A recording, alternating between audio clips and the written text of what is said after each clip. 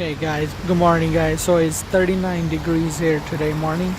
So this is a video of cold start and show you how the exhaust sounds. I took out the mufflers and it's just a straight 2.5-inch pipe right now.